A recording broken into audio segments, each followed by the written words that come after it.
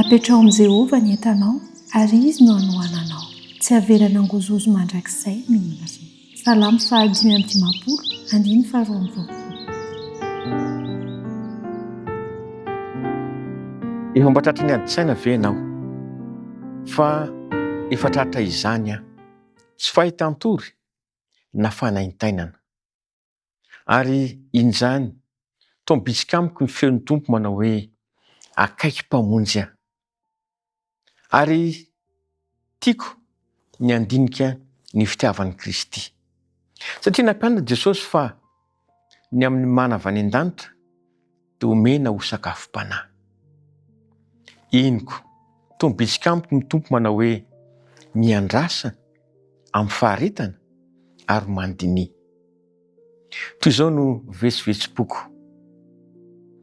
Tsy hitako izay ho alohako raha mandinika ny taona vaovao aho, nefa ny lasa teo ambany fitarihan'Andriamanitra ary ny ho avy ho hazavainy famindram-pony.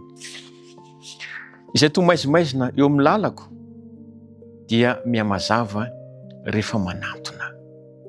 Ny tsy fahalalana, ny fiadanana sy ny fifaliana dia mahasoa ny tsy fahalalana. Mampatory amin'ny sandriny mahery izy ka mamina ary manakana ny fanahiko malailo hatratra an'ilay tia azy izy.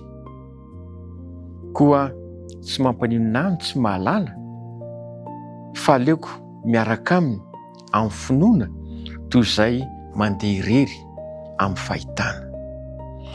Miorohoro ny foko eo anatrehan'ny fitsapana izay mety hiseho amin'ny ho avy, nefa tsy misy zava-mahory anjo ahy satria efa nifidy ahy Andriamanitra.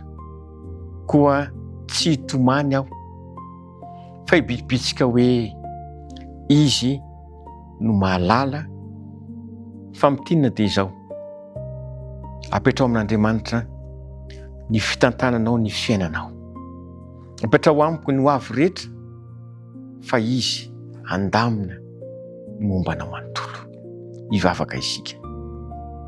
Misaotra Tompo ny amin'ny teninao androany, mofinaina natao hamelombelona anay. Tompo, na mandeha zava-tsarotra ary izahay dia bitsio fa manana teny fikasana ao manay ianao. Na eo aza ny fanahiana dia meo anay ny fanantenana fa miaraka aminay ianao. Ho dia taio ny mpanaraka izao fandarina izao ka meteza ame azy ny teny, ampahery, ampitraka fa momba azy ireo ianao. Amin'ny anaran'i Jesosy. Amen.